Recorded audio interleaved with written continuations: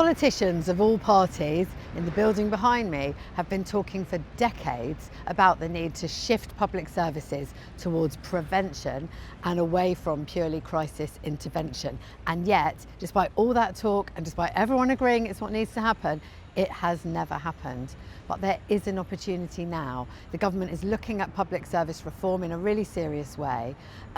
Unfortunately, if there's one group that can really make this happen, that understand that shift to prevention and what it involves and can actually deliver it, it is civil society organisations up and down the country. And yet they're far too often the last people to be considered when these ideas are first being talked about in government. And that's why Future Governance Forum set up the Social Insights Panel. I'm Baroness Neat and I'm the chair of that panel, and today we're putting out a provocation paper which is all about how to achieve that real shift towards prevention. In a nutshell, what we've found is that crises like domestic abuse, like young people, far too many young people being received into the care system, like families reaching crisis point because of the intersection of poverty, deprivation, exclusion, and then the kind of problems that we all experience as parents.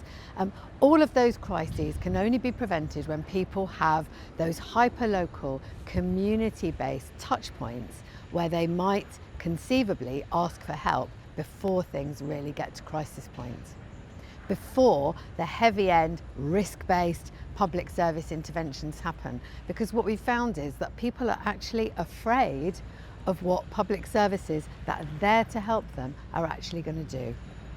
The problem is at the moment that investment in public services is specifically not in those small, local, community-based services, provisions, often nothing as formal as that, literally like a community meal where trust can be built, trust, that scarce commodity at the moment, where trust can be built so that people will seek help. And that's what our report is calling for. So take a look, there's a lot more to it than that. Take a look on the Future Governance Forum website or follow their social media.